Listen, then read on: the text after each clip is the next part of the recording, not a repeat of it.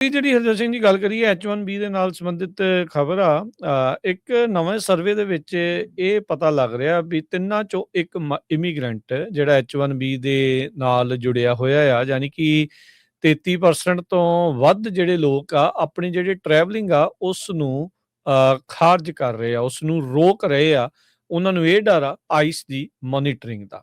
ਕਹਿੰਦੇ ਵੀ ਇਹ ਜਿਹੜਾ ਨੇਸ਼ਨ ਵਾਈਡ ਸਰਵੇ ਕਰਵਾਇਆ ਗਿਆ ਉਸ ਦੇ ਵਿੱਚ ਇਹ ਚੀਜ਼ਾਂ ਸਾਹਮਣੇ ਆਈਆਂ ਹੈਗੀਆਂ। ਸੋ ਨਿਊਯਾਰਕ ਟਾਈਮਜ਼ ਦੇ ਨਾਲ ਮਿਲ ਕੇ ਕਾਈਜ਼ਰ ਫੈਮਿਲੀ ਫਾਊਂਡੇਸ਼ਨ ਨੇ ਇਹ ਸਰਵੇ ਕਰਵਾਇਆ ਅਗਸਤ ਤੋਂ ਅਕਤੂਬਰ ਮਹੀਨੇ ਦੇ ਵਿੱਚ। 10 ਚੋਂ 3 ਜਿਹੜੇ ਇਮੀਗ੍ਰੈਂਟ ਆ ਉਹਨਾਂ ਨੇ ਆਪਣੇ ਟਰੈਵਲ ਪਲਾਨ ਇਸੇ ਕਰਕੇ ਵੀ ਇਮੀਗ੍ਰੇਸ਼ਨ ਅਥਾਰਟੀਜ਼ ਦੀ ਨਜ਼ਰ ਉਹਨਾਂ ਦੇ ਉੱਤੇ ਨਾ ਪਵੇ ਜਾਂ ਉਹਨਾਂ ਦੀ ਜ਼ਿਆਦਾ ਜਾਂਚ ਨਾ ਹੋਵੇ, ਇਸ ਲਈ ਉਹਨਾਂ ਨੇ ਆਪਣੇ ਟਰੈਵਲ ਪਲਾਨ ਆ ਉਹਨਾਂ ਨੂੰ ਕੈਂਸਲ ਕਰ ਦਿੱਤਾ ਹੈਗਾ ਆ। ਕਹਿੰਦੇ ਵੀ ਇਹ ਜਿਹੜਾ ਫੀਅਰ ਆ, ਇਹ ਜਿਹੜਾ ਡਰ ਆ, ਇਹ ਲਿਮਿਟਡ ਨਹੀਂ ਆ ਵੀ ਅਨਡਾਕੂਮੈਂਟਡ ਮਾਈਗ੍ਰੈਂਟਸ ਦੇ ਨਾਲ ਹੀ ਆ। ਈਵਨ ਜਿਹੜੇ ਮਾਈਗ੍ਰੈਂਟ ਵਿਦ ਲੀਗਲ ਸਟੇਟਸ ਆ ਜਿਨ੍ਹਾਂ 'ਚ H1B ਵਾਲੇ ਵੀ ਆ, ਕਈ ਜਿਹੜੇ ਨੈਚੁਰਲਾਈਜ਼ਡ US ਸਿਟੀਜ਼ਨਸ ਆ ਉਹਨਾਂ ਨੇ ਵੀ ਆਪਣੇ ਪਲਾਨ ਟਰੈਵਲ ਦੇ ਕੈਂਸਲ ਕਰ ਦਿੱਤੇ ਆ।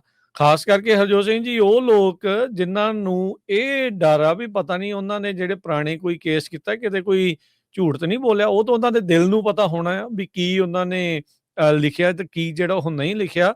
ਤੇ ਇਸ ਡਰ ਖੁਣੋਂ ਵੀ ਜਿਹੜੇ ਲੋਕ ਆ ਆਪਣੇ ਟਰੈਵਲ ਪਲਾਨ ਆ ਉਹ ਨਾਲ ਦੇ ਨਾਲ ਕੈਂਸਲ ਕਰ ਰਹੇ ਆ। US ਕੌਂਸੂਲੇਟ ਤੇ US ਦੀਆਂ ਜਿਹੜੀਆਂ ਐਮਬੈਸੀਜ਼ ਆ ਉਹਨਾਂ ਨੇ ਖਾਸ ਤੌਰ ਤੇ ਜਿਹੜੀਆਂ ਇੰਡੀਆ ਦੇ ਵਿੱਚ ਆ ਉਹਨਾਂ ਨੇ ਕਹਿ ਦਿੱਤਾ ਸੀਗਾ ਵੀ ਸਾਰੀਆਂ ਇੰਟਰਵਿਊ 15 ਦਸੰਬਰ ਤੋਂ ਬਾਅਦ 'ਚ ਉਹਨਾਂ ਨੇ ਰੱਦ ਕਰ ਦਿੱਤੀਆਂ ਸੀ।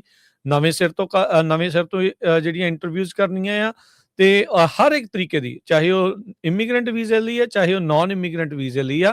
ਕਹਿੰਦਾ ਵੀ ਤੁਹਾਡਾ ਸੋਸ਼ਲ ਮੀਡੀਆ ਦੀ ਜਾਂਚ ਵੱਡੇ ਪੱਧਰ ਦੇ ਉੱਤੇ ਤੇ ਪੂਰੀ ਬਰੀਕੀ ਦੇ ਨਾਲ ਕੀਤੀ ਜਾਵੇਗੀ। ਜਿਹੜਾ ਕੋਈ ਵੀ ਆਪਣੇ ਸੋਸ਼ਲ ਮੀਡੀਆ ਦੇ ਜਿੰਨੇ ਵੀ ਹੈਂਡਲ, ਚਾਹੇ ਉਹ ਅਸਲੀ ਆ ਤੇ ਚਾਹੇ ਉਹਨਾਂ ਦੇ ਨਕਲੀ ਅਕਾਊਂਟ ਆ, ਜਿਹੜੇ ਕਈ ਵਾਰੀ ਧਮਕੀਆਂ ਵੀ ਦੇਣ ਆ ਜਾਂਦੇ ਆ ਨਾ ਕਮੈਂਟਾਂ ਦੇ ਵਿੱਚ, ਉਹਨਾਂ ਦੀ ਛੁੱਟੀ ਜਿਹੜੀ ਹੁਣ ਜਲਦੀ ਹੋਣ ਜਾ ਰਹੀ ਹੈਗੀ ਆ। ਸੋ ਇਹ ਜਿਹੜੀ ਸਿਚੁਏਸ਼ਨ ਆ ਇੱਥੇ ਤੱਕ ਪਹੁੰਚੀ ਆ। ਸੋ ਉਹਦੇ ਕਰਕੇ ਵੀ ਲੋਕ ਜਿਹੜੇ ਡਰੇ ਹੋਏ ਆ। ਸੋ ਜਿਹੜੇ ਇੰਟਰਨੈਟ ਮਿਲੀਟੈਂਟ ਬਣੇ ਫਿਰਦੇ ਆ ਨਾ ਕਈ, ਵੀ ਇੰਟਰਨੈਟ ਜਿਹੜੇ ਪੇਪਰ ਟਾਈਗਰ ਕਹਿ ਲਓ, ਵੀ ਉਹ ਜਿਹੜੇ ਕਾਗਜ਼ੀ ਸ਼ੇਰ ਜਿਹੜੇ ਬਣੇ ਫਿਰਦੇ ਆ, ਉਹਨਾਂ ਨੂੰ ਹੁਣ ਡਰ ਜਿਹੜਾ ਨਾਲ ਦੇ ਨਾਲ ਪਿਆ ਆ ਵੀ ਭਾਈ ਨੰਬਰ ਪਤਾ ਨਹੀਂ ਕਿਹੜੇ ਟਾਈਮ ਜਿਹੜਾ ਉਹ ਲੱਗ ਸਕਦਾ ਆ। ਸੋ ਉਹ ਲੋਕ ਖਾਸ ਕਰਕੇ ਆਪਣੇ ਟਰੈਵਲ ਦੇ ਪਲਾਨਸ ਆ ਨਾਲ ਦੇ ਨਾਲ ਕੈਂਸਲ ਜਿਹੜੇ ਉਹ ਕਰ ਰਹੇ ਹੈਗੇ ਆ। ਸੋ ਤਕਰੀਬਨ 33% ਜਿਹੜੇ ਮਾਈਗ੍ਰੈਂਟਸ ਆ ਜਿਹੜੇ H1B ਦੇ ਨਾਲ ਵੀ ਆ ਤੇ ਦੂਜੇ ਵੀ ਆ, ਈਵਨ ਨੈਚੁਰਲਾਈਜ਼ਡ ਸਿਟੀਜ਼ਨਸ ਰਲਾ ਮਿਲਾ ਕੇ ਉਹਨਾਂ ਸਾਰਿਆਂ ਨੇ ਆਪਣੇ ਜਿਹੜੇ ਪਲਾਨਸ ਆ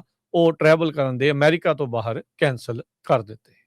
ਜਿਹੜੇ ਨਾ ਇਸ ਰਿਪੋਰਟ ਦੇ ਮੁਤਾਬਕ 2/3 ਜਿਹੜੇ ਅਨਡਾਕੂਮੈਂਟਡ, ਇਹਨਾਂ 'ਚ ਕਈ ਵਰਕ ਪਰਮਿਟ ਵਾਲੇ ਵੀ ਹੈਗੇ ਆ ਤੇ ਜਿਨ੍ਹਾਂ ਨੂੰ ਕੋਈ ਨਾ ਕੋਈ ਸ਼ੱਕ ਹੈਗੀ ਵੀ ਹਾਂ ਜੀ ਮੈਨੂੰ 20 ਸਾਲ ਪਹਿਲਾਂ DUI ਮਿਲੀ ਸੀ, ਕਿਉਂਕਿ ਆਪਾਂ ਤੁਹਾਡੇ ਨਾਲ ਖਬਰਾਂ ਸਾਂਝੀਆਂ ਕਰਦੇ ਰਹੇ ਆ, ਕਲੀਅਰ ਵੀ ਹੋ ਗਈ ਸੀ ਸਾਰਾ ਕੁਝ। ਜਦੋਂ ਵਾਪਸ ਆਏ ਉਹਨਾਂ ਨੂੰ ਪੁੱਛਿਆ ਗਿਆ ਵੀ ਭਾਈ ਆ ਤੁਹਾਡੀ ਜਿਹੜੀ DUI ਸੀ ਇਹਦਾ ਕੀ ਬਣਿਆ।